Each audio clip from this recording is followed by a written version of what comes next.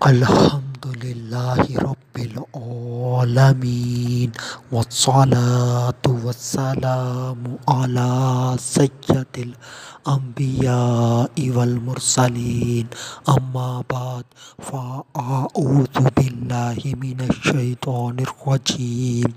بسم اللہ الرحمن الرحیم وقرن فی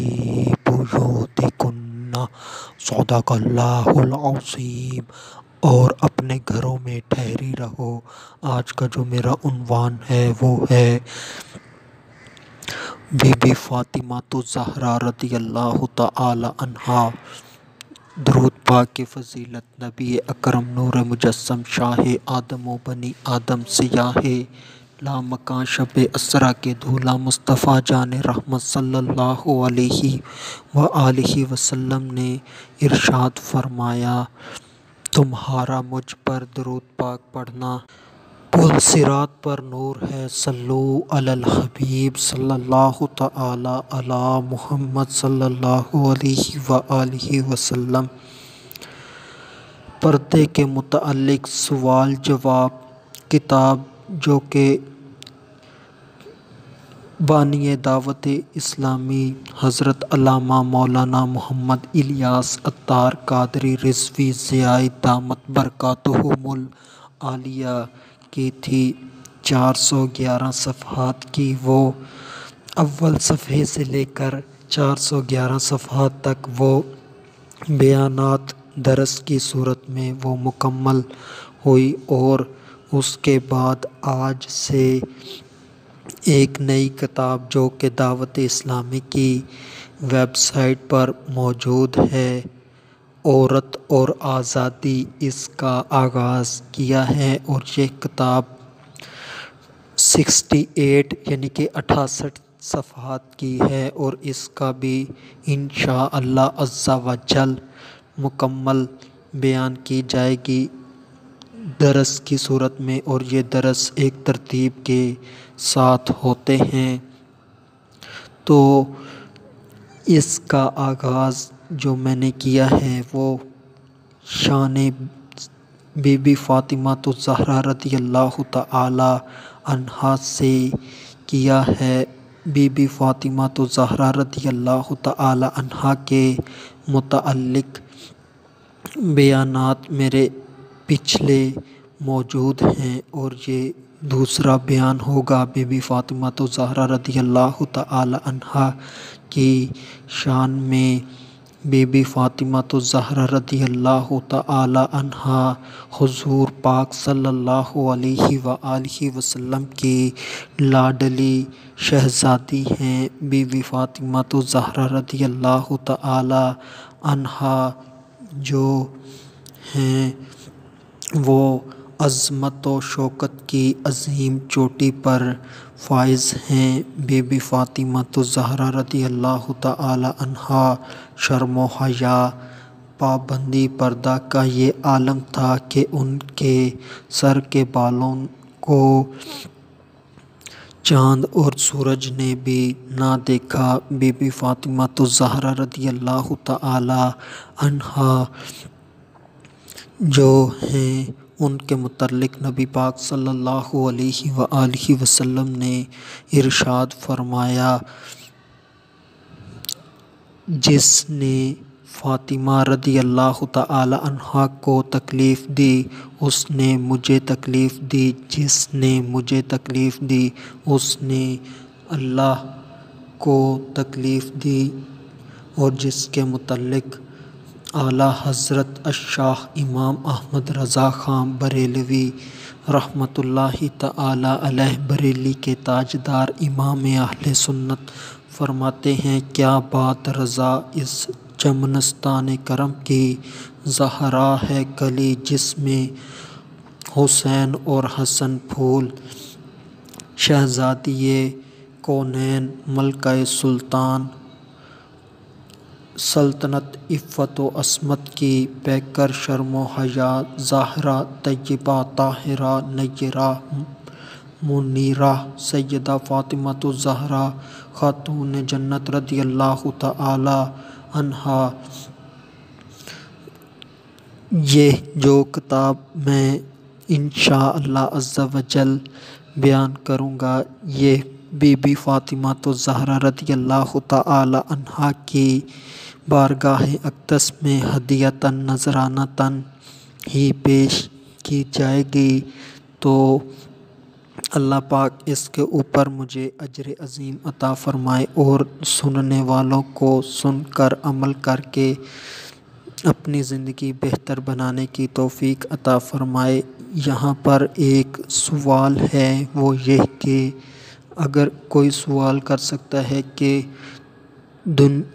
آپ صرف عورت کے متعلق ہی بیانات کیوں کرتے ہیں؟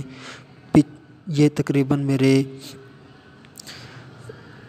300 کے قریب بیانات جو ہیں عورت کے متعلق وہ یوٹیوب پر اپلوڈ ہو چکے ہیں، اور یہ دوسری کتاب ہے۔ تو اس کا جواب یہ ہے کہ جو ہے عام طور پر علماء کرام بیان کرتے ہیں وہ مجمع مردوں کا ہوتا ہے، مردوں کے سامنے ہی بیان ہوتے ہیں، تو عورتوں کے سامنے عالم دین کا بیان کرنا یہ بہت کم ہوتا ہے، اور جو بھی بیان ہو، چاہے وہ جمعے کا بیان ہو، چاہے وہ عید کا بیان ہو، چاہے وہ کوئی کل خوانی ہو، چاہے وہ کسی بھی قسم کی دینی محفل ہو، تو مرد عالم کے سامنے مرد ہی ہوتے ہیں۔ تو یہاں پر عورت کو دین سکھانے کے لیے بیچ میں گیپ آ جاتا ہے، تو اس نیت سے میں عورتوں کے مسائل بیان کرتا ہوں اور اس کی وضاحت اپنی استطاعت، اللہ کی عطا کردہ طاقت کے مطابق کرتا ہوں۔ تو اس کا شوق مجھے اس وجہ سے لگا کہ دین اسلام کے اندر جو ہے عورت کی آواز کا بھی پردہ ہے۔ اب ایک لڑکی ہے، وہ عالمہ ہے، حافظہ ہے، اس کے پاس علم دین ہے، تو وہ اس کا فائدہ اپنے سامنے موجود عورتوں کو ہی پہنچا سکتی ہے،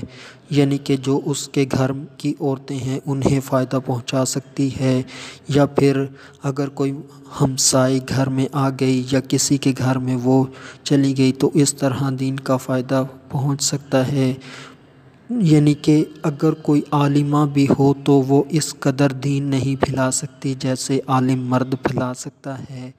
آج کے دور کے اندر ہر کسی کے پاس انٹرنیٹ ہے، اور لوگ 200 جی بی انٹرنیٹ ایک ہفتے میں، ایک مہینے میں ختم کر دیتے ہیں۔ تو انٹرنیٹ کی اتنی وسعت ہونے کی وجہ سے اور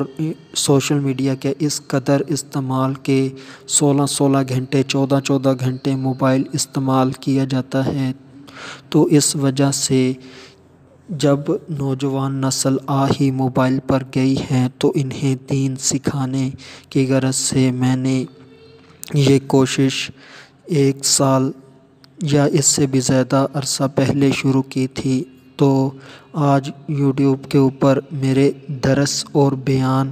جو کہ کل ملا کے 800 یا اس سے زائد ہوں گے۔ تو بات کرنے کا مقصد یہ ہے کہ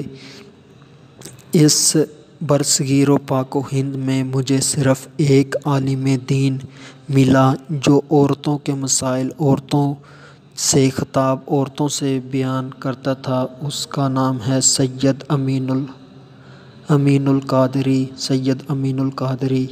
تو یہ انڈیا میں ہوتے ہیں، تو ان کے بیانات بھی عورتوں کے لیے بہت اچھے ہوتے ہیں۔ تو انہی سے میں نے یہ سیکھا کہ امت کی بیٹیوں کو یہ چیز سکھائی جائے، تو اس کے اندر زیادہ تر میرا فوکس پردہ، شرم و حیا، پاک دامنی، عزت و عصمت کا تحفظ، جان و مال، آبرو کا تحفظ ہے، یعنی کہ پاکی کے مسائل سکھانا، اس طرح کی چیزیں، اور جو سب سے بڑا مقصد ہے وہ بدعقیدگی اور نبی کا عشق، نبی کی امت کے اندر پروان چڑھانا ہے، تو اس مقصد کے لیے صرف رضا الہی کے لیے یہ بیانات وغیرہ کیے جاتے ہیں۔ تو آج کے دور کے اندر جہاد ہے ان چیزوں کے خلاف، یعنی کہ عورتوں کے اندر جو پائی جاتی ہیں وہ یہ کہ پہلے نمبر پر ننگے سر رہنا، یعنی کہ نامحرموں کے سامنے بھی ننگے سر رہنا، نامحرموں کے سامنے بھی چہرے کو نہ چھپانا، نامحرموں کے سامنے بھی تنگ لباس پہننا، نامحرموں کے سامنے بھی باریک لباس پہننا، ایسا لباس پہننا کہ جس سے جسم نظر آتا ہو۔ اور اس کے علاوہ تنہائی کی زندگی، یعنی کہ تنہائیوں میں موبائل کا غلط استعمال، تنہائیوں میں انٹرنیٹ کا غلط استعمال، یعنی کہ بے حیائی کے، گندگی کے، غلاظت کے مناظر دیکھنا، فلمیں ڈرامے دیکھنا، ان تمام چیزوں کو روکنا ہے۔ اور اس کے علاوہ جو ہے یعنی کہ جو نامحرم کی طرف کشش ہے اس کے پر بھی جہاد کرنا ہے، یعنی کہ جو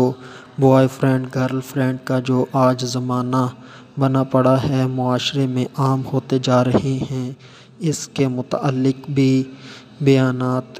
کرنے ہیں، یعنی کہ کیے ہوئے بھی ہیں، تاکہ نوجوان نسل اس سے بچ سکے، عشق مجازی سے بچ سکے اور اپنی زندگی پاک دامنی والی، عزت و آبرو والی گزار سکے۔ اسی طرح نامحرم کی طرف مائل ہونا، ان سے تحفے لینا، ان سے بات چیت کرنا، ان کی گاڑیوں میں سفر کرنا، ان سے اور پھر ایک دوسرے سے لذت حاصل کرنا، اور اسی طرح گھر کے اندر بھی شرم و حیا کا ماحول بنائے رکھنا، یعنی کہ گھر کے اندر بھی دوپٹہ سر پہ لے کے رکھنا، چھاتی کو کور کر کے رکھنا، اور گھر میں بھی ایسا لباس پہننا جو کہ مناسب ہو، دین اسلام کے مطابق ہو، ویسا لباس پہننا۔ اور اس طرح کے کئی مقاصد ہیں، یعنی کہ اس دنیا کے اندر شرم و حیا کا بول بالا ہو، زنا کا خاتمہ ہو، یہ مقصد ہے۔ تو جو آج کے دور کے اندر